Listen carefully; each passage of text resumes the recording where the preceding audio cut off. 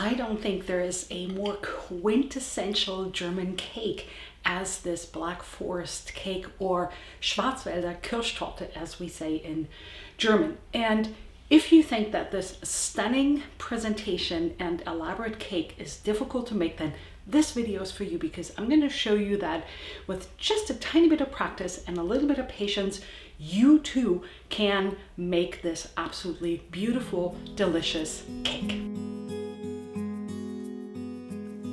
The first thing I like to do is prepare my spring form pan. This is something I got from Germany. You can bake the cake layers in one, or you can also do this in several batches. I'll show you later when we get to that point. And I like the parchment paper on the bottom because it helps remove the cake layers, but then I like to grease the sides of the springform pan. You can also flour it a little bit to make it easier to come out, and then we'll set that aside. So now to make the actual cake layer, I'm measuring out sugar. The full printable recipe is in the description box below, so no need to take notes or anything, and you can get the measurements and everything and the detailed steps in the description box. And then I'm adding water to the sugar, and I am cracking 6 eggs. I'm not going to show you all the 6 eggs, so if you only count 2, that's because I don't want to bore you with cracking 6 eggs when we all know what that looks like. But this will be the base, and we will need to beat them on high. I always prefer using a handheld blender. I think it's a little bit faster, but as you can see, I do have a KitchenAid stand mixer, and if that's all you have, you can perfectly use that and just set it in the corner, let it do its thing until the egg mixture has become really white, fluffy, and doubled about in size. This can take about 5 minutes, possibly a little longer, so this is something that you can also just do in your stand mixer. For the dry ingredients, I'm measuring out my flour. Then I'm adding cornstarch. You can also use potato starch if you only have one or the other, and my cocoa powder, unsweetened, and you can also use cacao. I never really understand the difference, but we need that. And then some baking powder to give the cake a little bit more of a rise, make it a little bit more fluffy. And then I like to mix this up. This is a really important step, to mix and actually sift the dry ingredients. I use a flour sifter. They were really inexpensive, and I'm leaving a link for you below. But you can also just use a regular sieve and pour over your egg mixture. I like to do this in 2 batches with a wire whisk and just gently fold it in. Not mixing it because we have so much air in the egg mixture. We don't want to lose that, but we want to just fold it in. And here's my second batch. It's really fun because the flour mixture, the dry mixture, will actually sink to the bottom. And again, just gently folding it in until it's all incorporated before we add this to our prepared cake pan. So we'll just simply pour this in there carefully, and at the very end, I use a spatula to get out all the rest.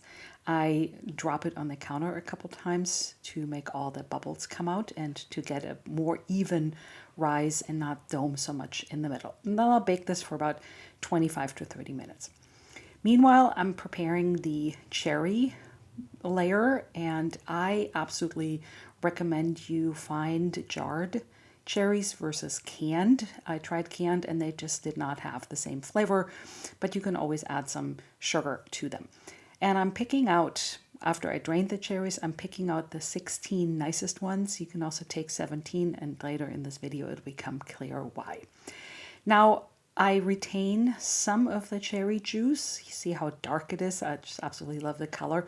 It's very lightly sweetened. It's called light syrup, and that's actually what you want. And to the retained cherry juice, I'm adding some cornstarch because we want it to thicken before I actually bring the other cherry juice to a boil, and that's how we're going to actually cook it in just a moment. And that's all we need for this cherry mixture. Here over medium-high heat, I bring this to a boil. I need another wire whisk, and you want to make sure that you mix the cornstarch into the remaining cherry juice really well to prevent any clumps from forming. Once the cherry juice over the stove is boiling, you add the cornstarch slurry, and you got to constantly whisk, otherwise it's going to be uneven and you might have little clumps, which we don't want. And it's going to thicken really fast. I like to cook it actually for a few minutes so it doesn't have that starchy, floury taste and consistency. And I am pouring it back into my, what is this, like a pint, or I think it's more than that. Well, it's 2 cup, I think, measuring cup. Anyhow, so I'm pouring it back in there with the idea to add the cherries back in it. And that seemed a little ambitious because it didn't quite fit. However, I was able to coax the cherries into the thickened cherry juice and to make it work. If you have a bigger container, bowl, whatever, jar, I recommend you try that. In any event, I like to cover it with a piece of saran wrap to keep skin from forming, because that actually makes spreading the layer on the cake later a little bit more difficult. When the cake is done, you want to make sure that it's really set and done. I remove it from the springform pan right away because that's a little bit easier. And I run a knife around the edge and open the outer edge. And again, this is something you can do in batches, but we need to let this completely cool. And I like to remove this from the bottom. You'll see how I'll pull it out in just a moment using pot holders because it's really hot. And then just flipping over the parchment paper just a little bit to give it a little bit more air on a wire rack. And if you did this in batches, you would just do 3 batches and bake each individually.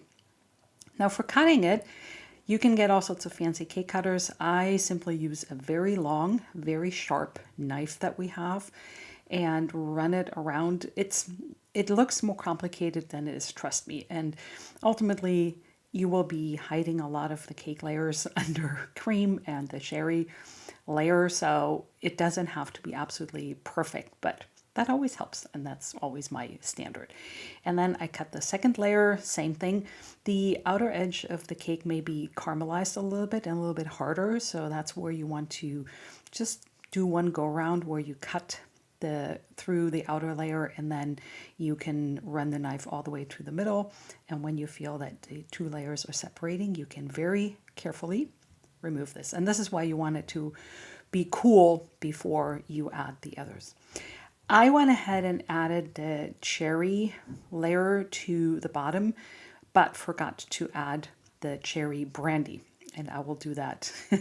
I'll show you what I remedied that with. The idea here is to spread the cherries all the way around towards the edge and make sure that you have some of that gelatinized cherry juice and cherries evenly spread out through this layer.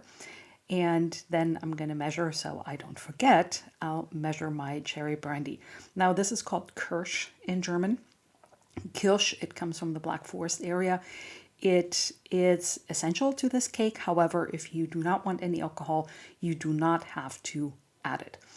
Then I'm whipping my cream, and I always like to get a little head start on the whipping cream and get it a little bit just about to stiffen before I'm going to add powdered sugar. Powdered sugar is a little bit easier because it will not be as grainy and dissolve a little bit better than granulated sugar, but if that's all you have, you can also use that. So we just need 1 tablespoon. Remember, German cakes tend to be a little less sweet than American cakes. And the jury's a little bit out on the cream of tartar. I like to add it to stabilize the whipping cream a little bit, but if you don't have it, don't go out just for that and buy it, because I think the cream will just be fine as it is without the cream of tartar. I'm adding about 2 or 3 tablespoons of cream to the cherry spread here, and then spread that all around. That is one way to make this cake. Spreading it evenly without destroying the cherry layer. And you just go slow and careful and with a little bit of patience. I'm fighting with my whipped cream here, as you can see. Then you will be pretty successful. Carefully adding the next layer. They're pretty fragile. Again, it really helps to let them completely cool. Now, I'm not forgetting my cherry brandy, my Kirsch, Kirsch as we call it in German. And I'm brushing it, but soaks in pretty quick, so I'm more dabbing than brushing, but again, this is really the essential part for this cake. For the next layer, I'm spreading about half of the whipped cream. There's a lot of whipped cream, and you need at least a pint. I ended up using 1.5 pints, and that's a little bit up to you, but I would always make a little bit more and have some left over than not having enough. But you can always make some more as you go. For my third layer, I'm again brushing it, dabbing it with the cherry brandy, and this is not a whole lot. It's maybe 4, 5, 6 tablespoons for the entire cake. And then we'll cover the whole cake in whipped cream, the top, and we also need to get it onto the sides. You can use a specific cake spreader that works a little bit better, but I will also be using a knife in just a moment to get it around the edges and in between all the ridges so that the entire cake is basically covered in whipped cream.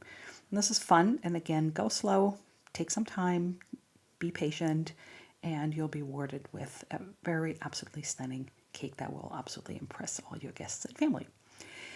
Now I have the chocolate shavings. I simply used a chocolate bar and grated them with a cheese grater.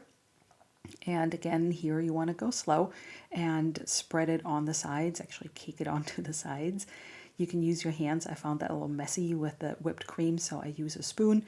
And I have decided whether I wanted to do this right on my cake stand or on the parchment paper. There's no right or wrong way, just one way to do it and another way. And then I have my set aside cherries, the really pretty ones. And yes, I'm a little bit type A maybe when it comes to how to arrange them on top. And this is where a 17th one would be great in the middle. You can also use candied cherries. I don't personally like them so much. They're way too sweet and not very flavorful, and I like these. And then just for decoration, I add a little bit more chocolate shavings on top. Thank you so much for watching. Let me know if you have any questions or comments, and I'll see you in the next video.